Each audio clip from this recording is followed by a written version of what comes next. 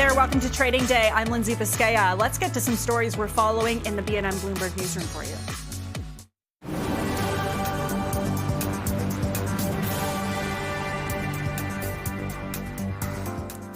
Gold and silver are falling today after making a recovery on Tuesday. The metals have seen exceptional volatility in post-holiday trading. The changes have prompted exchange operator CME Group to raise margin requirements twice. On the upside, both remain on track for their best year since 1979. Demand has been strong amid mounting geopolitical risks and interest rate cuts by the U.S. Federal Reserve. And shares of Taiwan Semiconductor are edging higher today. That's after a report from Reuters that chip giant NVIDIA has approached the manufacturing company to ramp up production of its H200 AI chips. The move is in order to meet surging demand. Chinese tech companies have ordered more than 2 million of those chips for 2026. TSMC is expected to start working on the chips in the second quarter of next year. And oil is headed for its steepest annual loss since the start of the pandemic in 2020. Global oil markets have been oversupplied this year. Multiple factors, including OPEC raising its output and the United States pumping at record levels, have contributed to the surplus. Oil production exceeded consumption in 2025 by just over 2 million barrels a day. This surplus is expected to worsen in 2026. Take a look at the markets very quickly. The TSX is down today. You can see over the last year, we saw some record highs at the beginning of this week, but a loss today, at least so far for the TSX. Kind of a similar story if we take a look at markets south of the border. The S&P 500 down by 0.3%. The Dow Jones also down by 0.3%, and the NASDAQ at the moment down by 0.2% as we end the year. Well, for those looking to invest outside the lines, the art market provides a colorful way to add some diversification. Despite having a bit of a slow 2025, experts are pointing to 2026 as a year the industry can gain back some of that traction. For more on this, we're joined by Anita Harriet, president of the Americas at the Fine Art Group. It's good to have you joining us. Thanks so much. Oh, it's my pleasure. So nice to meet you. So nice to meet you as well. Before we look ahead to 2026, let's just kind of backtrack and look at 2025. Why was there a bit of a slowdown this year in the art market?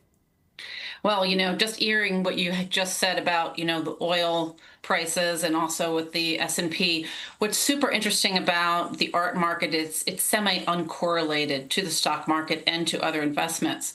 So we really saw a lag in the art market declining. So when we saw issues around inflation and potential recession, the art market was just chugging along, but we started to see kind of a regression last year, and with some rebounding in November, but it was expected. It was expected. So for 2026, maybe even more of a rebound, do you think?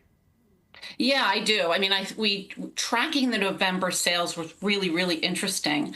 And what we saw and what we continue to see is that with baby boomers historically being the biggest buyers in world history of luxury assets, art, watches, jewelry, et cetera, they're now all trying to figure out what to do with it. And as a result of that, really interesting, fresh, and important material is coming to market. And that's very, very exciting for the art market and for the luxury market. At the same time, there's kind of a slightly renewed confidence in the economy with an interest in acquiring luxury assets. And we did see November sales significantly rebound from what they were in May, and certainly from London and Paris previous to that. So we do think there'll continue to be an upward movement in the art market and the luxury market. I think we need to use art with a big A. When we're looking at the art market, we need to also think about the jewelry market, sports memorabilia, the wine market, the car market. It is kind of one big luxury market. Okay, that's good to know, because when you think art, you think of things hanging in art galleries, not so much jewelry or anything else you just mentioned. Okay, so maybe a rebound for 2026 for people who are maybe interested in getting into this for the first time. How do you suggest they kind of get started here? Sure. The first thing is to really understand, why are you acquiring these assets?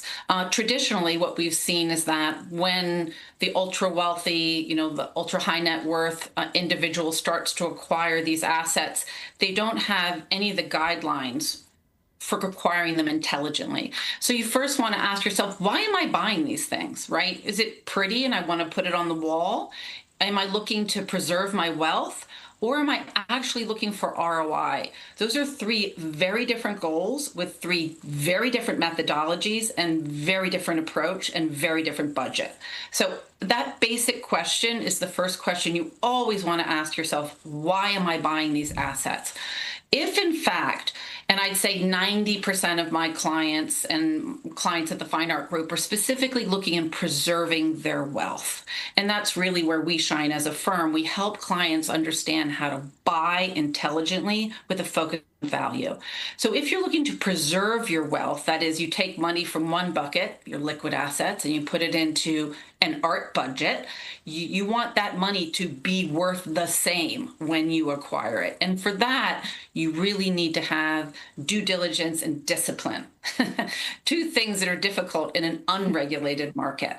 So that would be the first question. If you're actually looking for ROI, that's a completely different methodology. Not only are you looking for investment opportunity with all of the due diligence around that, but you also are not hanging it in your house. It's going into tax-free storage in a place like Delaware. It's going out to exhibition with a liquidity goal of 5 to 7 years. So all very different approaches depending on your goal. Also, price point. If you're looking to preserve your wealth, you can have a lower price point, right? You can acquire something, a very significant print, for instance, at $100,000. I know that doesn't seem like a small amount, but in the art market, that is not a significant number. If you're actually looking for ROI, typically, I'm kind of more of the Warren Buffett approach to, investment in art, which is looking at very solid companies that will have growth. It's the same with art. We call it blue chip art. And then what you're really looking for is something in the price point, the range somewhere between $1 and $3 million per piece, with a lot of careful due diligence prior to acquisition. And then you're looking to liquidate somewhere between 5 and 7 years. I know there's a lot of money in the art market. Like you're talking about some of these price points. It's really interesting to hear you talk about that. And as you say, it's not really a regulated market. So for someone who's getting in, is there advisors that people can kind of reach out to make sure that, they're getting real pieces as well for the right price and doing things, I guess, correctly when they start out? Honestly, it's the good, the bad, and the ugly. And I say that because it is an unregulated market. So the first thing you always want to make sure, if you are bringing in someone to advise you on acquisition, is understand what do they have to benefit from this, right? For us, our advisors are salaried. They don't receive a commission. Even that small bit of information is really important because they'll be much more willing to say, no, not a good idea. This is not a good investment. So you really want to know, how is everyone getting paid, right? And are they contracted? And then the boring stuff. Is your advisor insured, right? Do they have E&O insurance? Do they have inland marine insurance? So boring things actually matter when you're looking to kind of have some advice around acquisition. There are lots and lots of advisors, but you want to have advisors with their ultimate goal as almost like fiduciaries for you. Are they giving you honest information, lots of due diligence around investment opportunity? So interesting. Anita Harriet, appreciate you coming on today. Thanks so much for sharing your insight, and Happy New Year. Happy New Year and happy art market.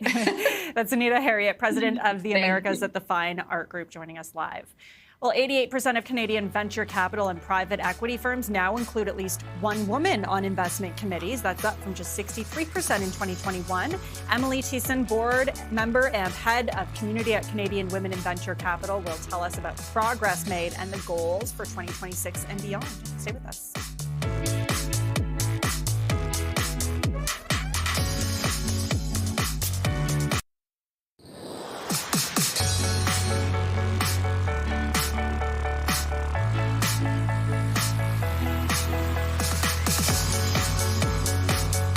Canadian VC firms are boosting female and visible minority representation on their investment committees, but retention remains a challenge. So is the momentum strong enough to sustain a truly inclusive and impact-focused future in VC? To discuss their 2025 report, we were joined earlier by Emily Thiessen, board member and head of community at Canadian Women in Venture Capital. A lot of new women are starting to enter the workforce in VC here in Canada. However, we see pay gaps closing, but not necessarily at that partner level. Our research this year showed that there's still about a 25% pay gap for female partners in Canadian venture capital funds, And so that's something that we're confident is going to change, but something that we're also watching really closely. Okay, I just got a question coming up, but I just want to ask a follow-up on this. What's keeping that separation? That's a huge gap. Yeah, and that's transparently something we don't have an answer to and something that we're going to keep watching. We know at the partner level, there's a lot of different aspects to their compensation, from carry to ownership. And so what comes with that is a lot more negotiation dynamics at play. However, we feel like with this report that we publish, we're going to equip both men and women with the resources that they know to be what their pay should be and use that when it comes to negotiating their salaries.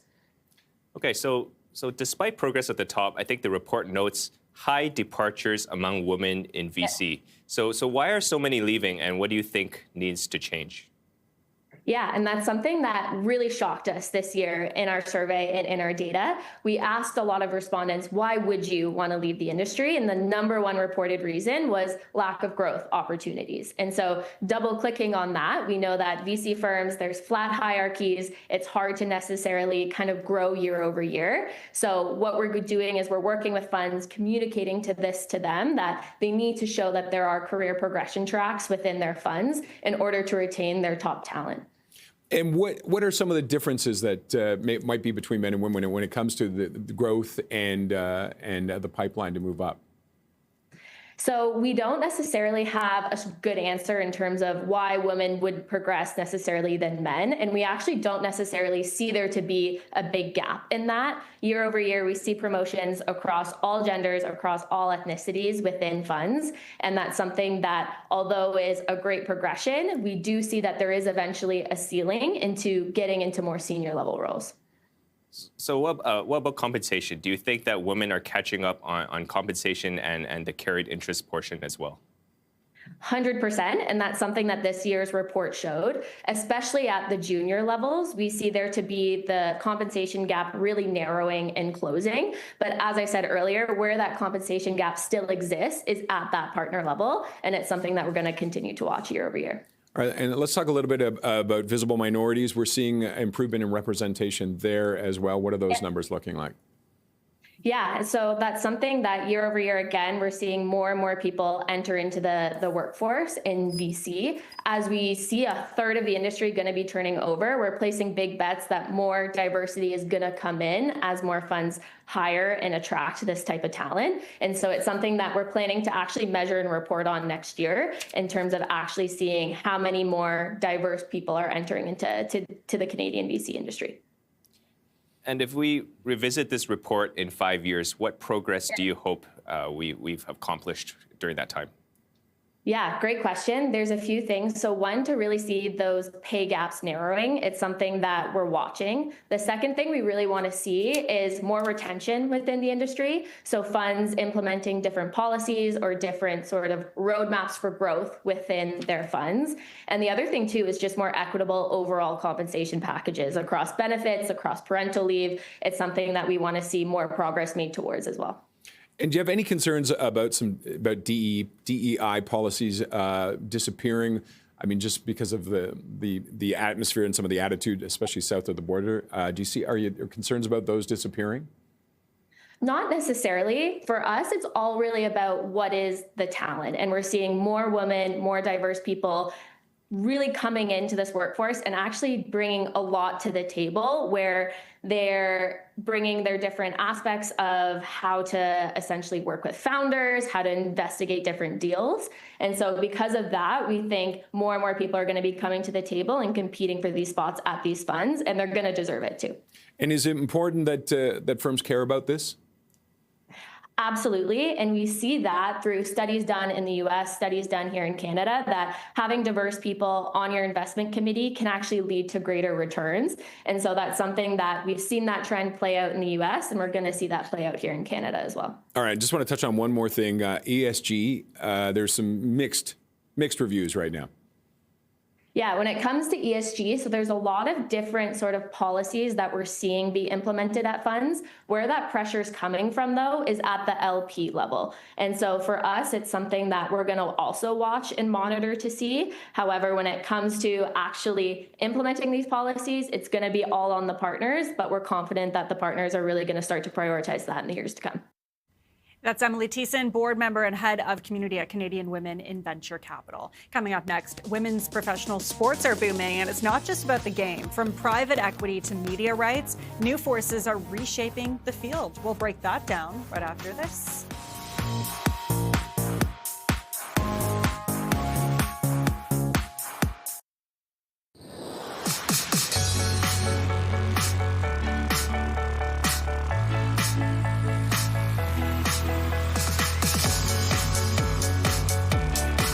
There's no denying that women's professional sports is entering a new economic era driven by investment, innovation, and media growth, both on and off the field. A new report from the Collective at Wasserman explores these trends. And to break it down, we were joined earlier by Allison Walker, Senior Vice President, Strategy and Growth at the Collective at Wasserman. It's certainly a defining time in history for women's professional sports globally. This report certainly focused more in North America. Really, the incredible records being set. We used to talk about the potential or the emerging nature of pro women's sports. We're now seeing unprecedented performances on the field of play, record engagement, and significant investments in these sports. And so we feel it's our job, in partnership with RBC, a great supporter of women's sports, to tell these stories, show these trends, and point out to investors what's coming. So what has changed? That is it just it's had a chance to mature, and we're starting to see that? It's a flywheel effect. We see new investment. Capital is certainly a catalyst here. Both individuals, celebrities, and of course institutional investment now into these pro women's sports. This investment then creates, of course, stronger product on the field of play, creates new revenue streams, increased engagement, and that, of course, leads to higher valuations, and the flywheel has a great impact on what we see and how people are engaging with these sports. And so as a result, we're seeing great new property innovation and high growth sports. So we always think of tennis and golf as being mature sports in the women's sports space, certainly basketball, soccer, and hockey with leagues in North America that are extremely successful now, established. We're starting to look at other leagues and other models in volleyball and softball. So across the board in many sports, the trajectory of growth is just incredible. And the capital that's going into these different sports is really helping that. And when you get this capital coming in from private equity and things like that, that's they're not investing for the love of the game. They're investing because they see a really good opportunity here. Yeah, we've seen a real shift from what we call charity to an actual return on investment. And that's such an important piece of the success and the growing sustainability of women's professional sport. We need to be able to show this return for investors. And across all metrics, we see that. Of course, there's always a comparison to men's professional sports, particularly the Big Five in North America. This will take time, and that's why it's so important that we're seeing this institutional investment, because it gives us some time to grow these sports. Part of this report is really focused on adjacent markets that are helping to grow this opportunity. It's been very hard to find women's professional sport on traditional broadcast, and so the demand for these types of sports is actually what's creating media and innovation and creating new platforms that are scaling rapidly, often digitally native, that really give an opportunity for women's sports to be less occasional and more 24/7. More destination viewing. I mean, one of the ones you talk about the comparisons, the WNBA always seems to be the one at the center of that. They're always getting compared. Are they starting to make money now? And what are some of the success stories of leagues in North America? Yeah, I mean, the WNBA is an interesting one because it's not new. In fact, going into its 30th season, everybody in Canada should know we've got a WNBA team, the Toronto Tempo, tipping off in the spring. This is going to be incredible for all sports fans, frankly. And what's been actually really interesting about the W is it's been hard to access that here in Canada. Obviously, people can find it online. We're going to see that shift with a home team. Some of the valuations are incredible. The highest valued team is the New York Liberty. I saw in some of the images that you're showing. They're valued at $400 million now, Wow. which is really, those are real numbers. In the NWSL, the Women's Professional Soccer League based in the US, Angel City FC was recently valued at $280 million. So we're really talking about real money now. Again, a lot of this, when we look at what fuels growth, are driven by four different sort of revenue factors. The first being, in no particular order, sponsorships, media rights, and viewership, of course, attendance and merchandise that are all increasing based on demand for these sports and based on the fact that investment's been made. So you've got stars like Caitlin Clark, who are incredible basketball players. People really want to tune in and watch. And so it goes back to that flywheel effect again. What is the most important of those four you mentioned? What is the most important at this moment? Traditionally, media rights deals are a huge indicator of success. We saw a recent WNBA deal, an 11-year deal at $2.2 billion with Discovery, Amazon, NBC. The NWSL, the soccer league in the US, just did a four-year deal for $240 million with CBS, ESPN, and Amazon. So these again are real deals where investors are starting to see, okay, so that's real money. It's sustainable revenue coming into the ecosystem. Second to that, I would say, is sponsorship revenue. Mercedes and the WTA actually just did a historic deal worth in total $500 million going into women's professional tennis. So these types of deals really indicate that there's long-term sustainable growth happening in professional women's sports. And what can we expect? We're almost out of time, but where do you see it going in the next couple of years? Say, what's next for them? How do they take it to the next level? Well, I think investment, again, into these different areas, that the beautiful thing is there are different areas to invest beyond just buying into teams. And so you'll see more going into data science and facilities. We see biomarker analytics firms like Oracle and Kitman Labs that are actually looking at women's specific physiology. Only 6% of sports science research is done on women. And so the more we can see that come to life, that increases the product on the field of play, that reduces injury, that helps with recovery time. We've got new teams coming on board all the time. We've got these new sports like volleyball with 2 pro leagues next year, the LA Olympics coming that's going to demonstrate the power of volleyball and softball and cricket and other sports and on the women's side. And so there's just so much more product and so much more accessibility. I think you're going to see a huge explosion of women's sports in the future. That was Allison Walker, Senior Vice President of Strategy and Growth at the Collective at Wasserman. Well, for decades, Samsung was the world's leading memory chip maker, but the tech giant was recently surpassed by a smaller rival, SK Hynix. And is it too late for South Korea's biggest company to get back in the AI race? We'll find out after the break.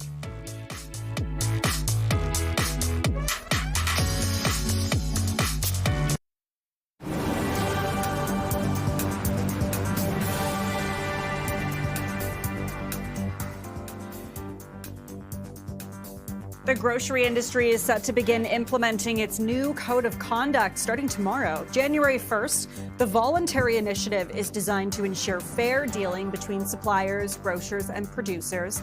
However, the implementation will not directly affect retail food prices. As the first stage rolls out, Canada has already seen major grocers register, including Empire, Walmart, and Loblaws.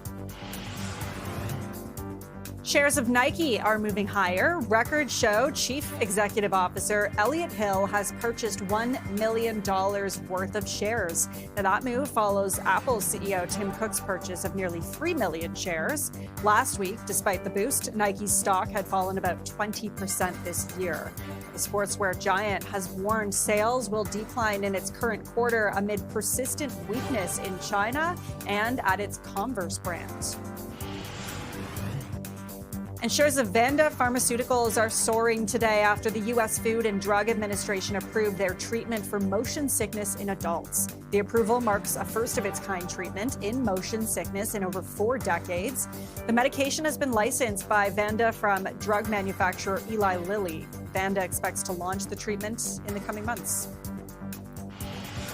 We'll take a look at the markets. Gold and silver down today, dragging the TSX down quite a bit, even though we did see some highs yesterday. The TSX trading a little lower today. Same with the U.S. markets. We're also seeing on this last day of 2025 tech stocks lighter trading today, and that's affecting the S&P 500, the Dow Jones, and of course the NASDAQ as well. Well, for decades, Samsung was the world's leading memory chip maker, but the tech giant was recently surpassed by a smaller rival. So is it too late for South Korea's biggest company to get back in the AI race? This Bloomberg doc finds out. When you're out shopping for 7-megawatt offshore wind turbines, you think Samsung, right? Well, probably not. The brand is much more famous for its phones and flat screens. But arguably, the most important drivers of South Korea's biggest family business are these things. And for the first time in decades, the company's got a massive problem here. Samsung is under assault from all sides, and they are getting stretched thin.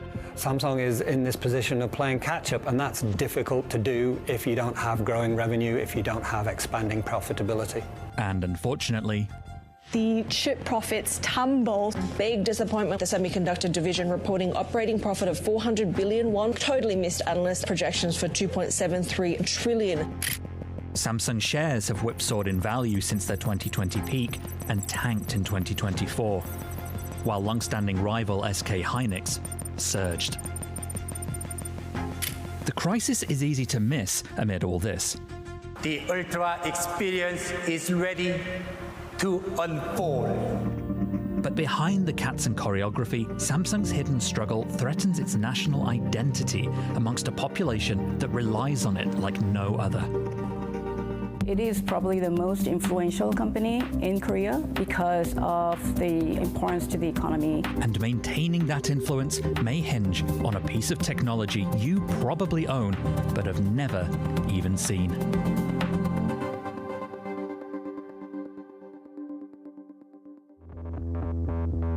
The Samsung Group comprises vastly more than just its flagship electronics empire. You can literally be born in the Samsung hospital, go to a Samsung school, live in a Samsung apartment, you work at Samsung, you come home, you put your food, which is made by Samsung, in the Samsung microwave and turn on your Samsung TV.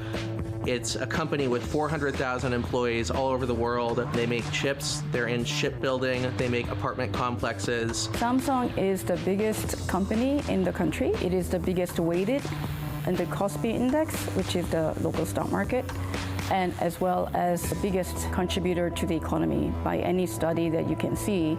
Samsung, in any given year, makes up about 1/5 of the country's exports. Imagine there's one company that's selling 1/5 of all the goods produced in that country. I mean, that kind of comparison doesn't exist anywhere. You get the idea. A career without Samsung is a Blackpink show without the superstars or their iconic light sticks.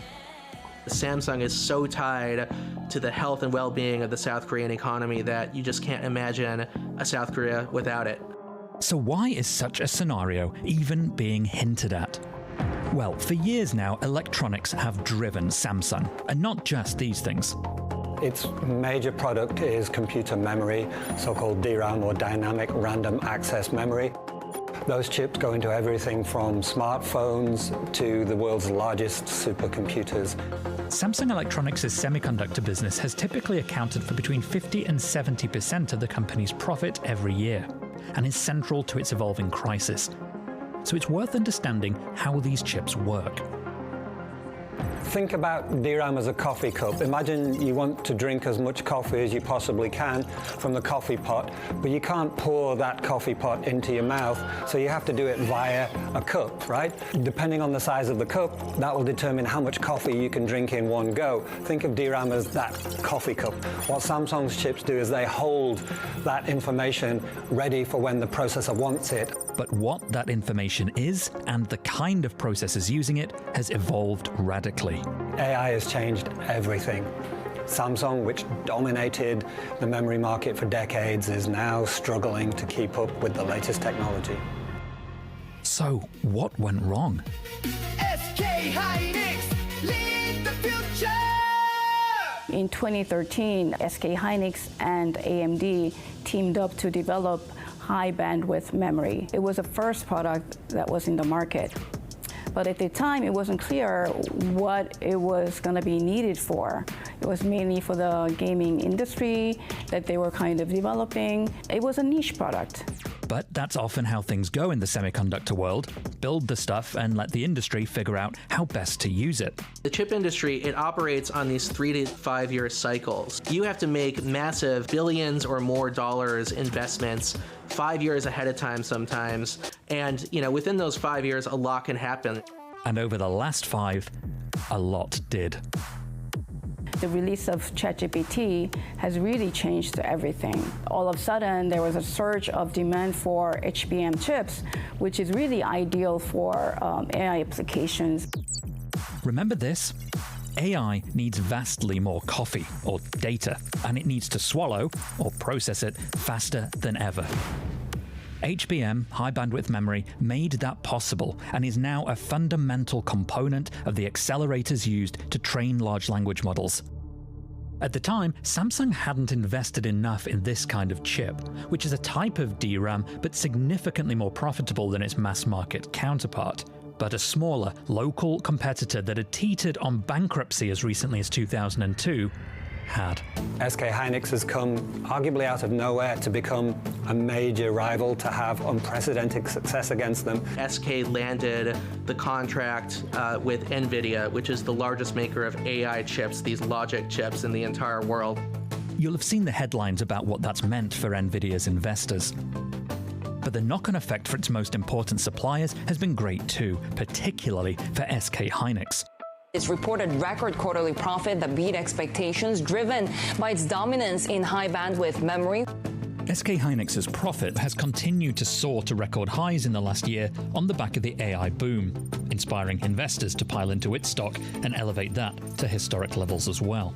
SK Hynix is providing about 20% of NVIDIA's cost of goods sold. It's the second largest supplier of semiconductors to NVIDIA, behind TSMC. Samsung is about 1% of NVIDIA's cost of goods sold, according to our analysis. Samsung is trying to really catch up, but it's very difficult. This year, Samsung was overtaken by SK Hynix in the DRAM market, ending its 3-decade lead. US manufacturer Micron isn't far behind either.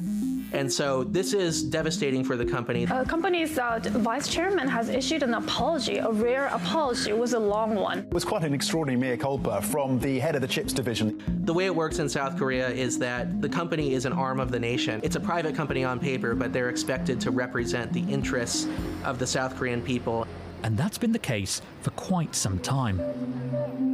Samsung got its start in 1938. This was at a time when South Korea as a nation was extremely poor. It was actually one of the poorest countries in the world. They started as a sort of a very small trading company for dried fish, rice, that type of business. And gradually, on and on, they expanded into these more complex industries until they finally got later into shipbuilding, into oil rigs, into the aforementioned offshore wind turbines, and of course, into electronics, which are now at the heart of its problem. So, what does Samsung need to do? Well, first, it may have to win over the undisputed world leader in AI hardware. Samsung chips have been left out in the cold because they haven't passed the tests required by NVIDIA to become a contractor. All they've said publicly is, we want Samsung to be better, we hope they'll get there, we're sure they'll get there. But clearly they're not buying from Samsung right now, according to the numbers. Samsung is now mounting an all-out push into next-generation HBM4, aiming to close the gap with SK Hynix. On recent earnings calls, Samsung executives have acknowledged as much, but they also say its next-generation custom chips have been drawing great interest from the industry. But it'll take some time for the money to show up from sales of those. Samsung doesn't just design and manufacture its own chips, like those Nvidia needs. It also has a foundry business that only manufactures chips other companies design. And this is under intense pressure too, particularly from Taiwan's TSMC, which controls about 2/3 of the global foundry market. The most recent quarter, Samsung has about 8% market share, and they're struggling to gain large customers. There may be some light at the end of a tunnel, though. In July, Samsung said it had reached a $16.5 billion pact with Tesla to produce its next but one generation of AI semiconductor. Some say that it's not really significant when you really break it down to annual numbers, but it is a big deal when it comes to its foundry business that a lot of the investors have thought was actually dormant. That foundry battle is one the South Korean company will have to keep fighting, alongside the one with SK Hynix in the memory space. On the logic front, TSMC is just going over the horizon on everybody and is increasingly dominating that very profitable market. I think there is a bit of a lesson that we can learn from all these giants, that, you're successful today doesn't mean that you will successful tomorrow. Just look at Intel. Intel in 2021 was the world's largest chip maker. Now it's well down the ranks. Samsung is not in the Intel camp yet, but it could be. And that's the concern that Samsung investors have, that Samsung insiders have. Coming up, Canada's non-alcoholic beverage sector added nearly $6 billion to GDP last year, but the sector is facing challenges. We'll hear more from the Conference Board of Canada right after this.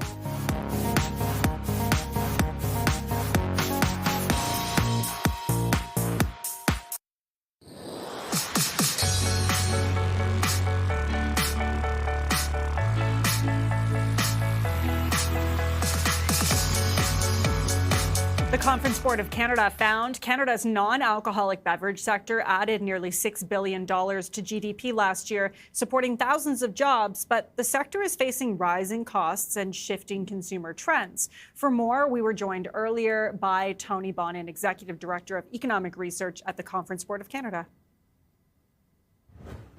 It encompasses basically everything under the sun, from carbonated soda to bottled water to vegetable juices, citrus juices, non-citrus, even meal supplements. That's actually seen a lot of growth as well. So basically anything that's not alcohol is sort of covered by the sector.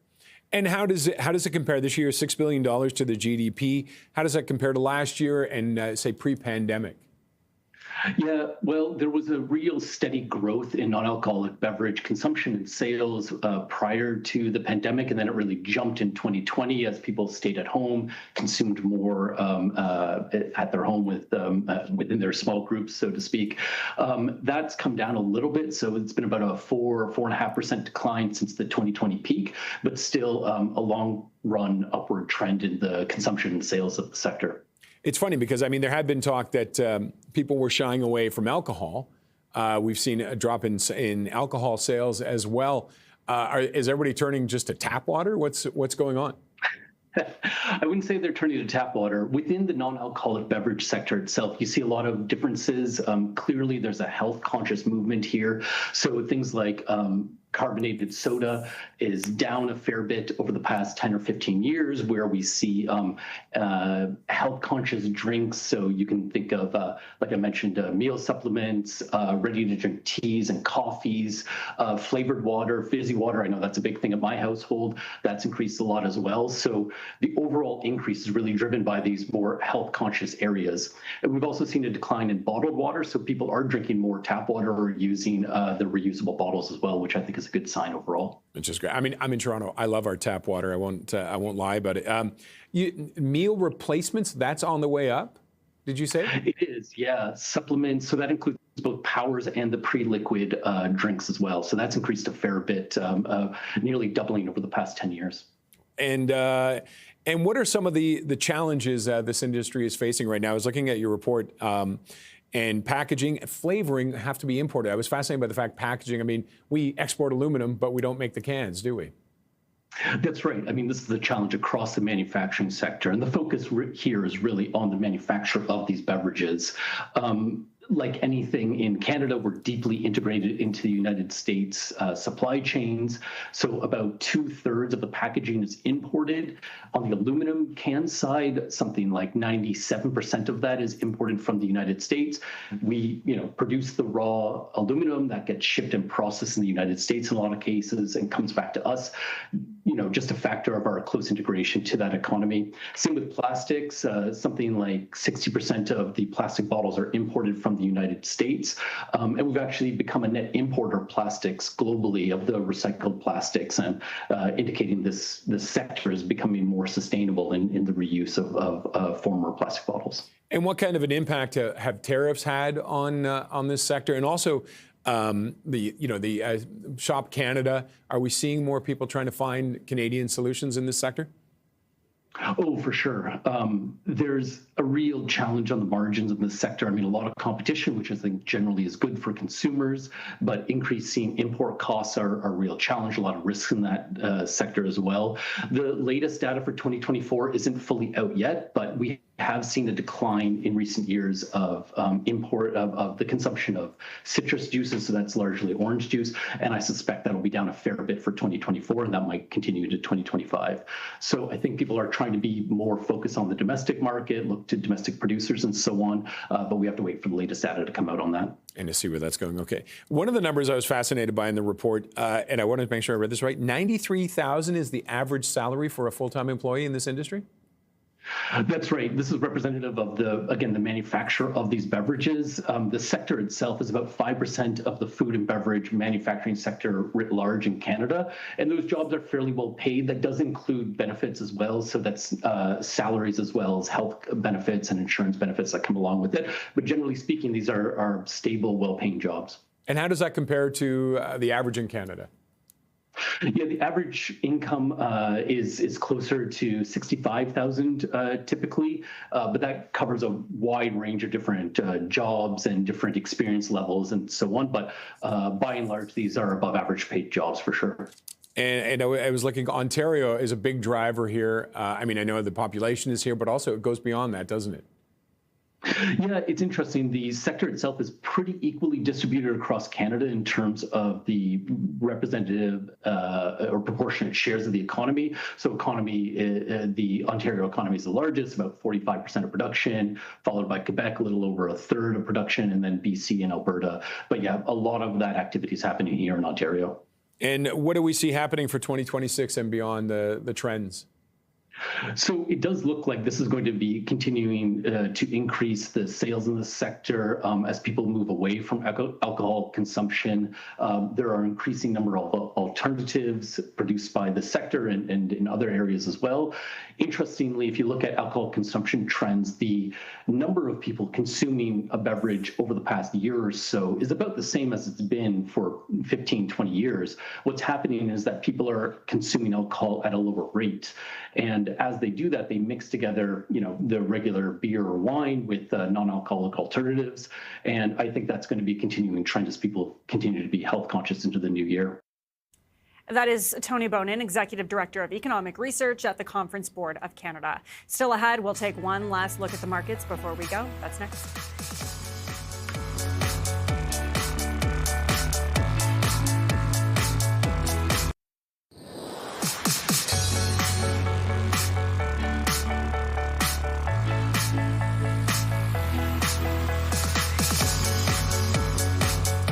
Know Your Options is back. You can tune in today at 3 p.m. Eastern to have all of your options trading questions answered by Chris Tom of Moat Financial. Send us your questions at knowyouroptions@bnnbloomberg.ca, and we'll be getting to that a little later this afternoon. In the meantime, we're going to take a look at the markets before we wrap things up here. We'll start with the U.S. markets down today. Some light trading to end 2025. Tech stocks are down, which is dragging down a lot of the indexes you see here. The S&P 500, Dow Jones Industrial, NASDAQ Composite all down. And if we take a look at the TSX, it's ending 2025 so far a little down, but you can see the run that it's had for majority of this year since April, despite what we've been seeing this year in terms of tariffs and trade tensions with the U.S. It's done quite well on the backs of certain sectors like mining and financials. If we take a deeper dive, first off on the TSX, Energy Fuels Incorporated is one of the top performers today. This comes after the stock fell yesterday due to Roth Capital saying it was overvalued, but we are seeing a rebound today. It was up almost 5% earlier, now up almost 3%. Nike climbed almost 3% on the Dow Jones after its chief executive bought more than 16,000 shares this week. You can see it's up now more than 4%. Elsewhere, though, technology stocks dragging down those markets, with Broadcom down by about a percentage point and Micron Technology down at this point by almost 2%. That wraps up this edition of Trading Day. Thanks so much for watching.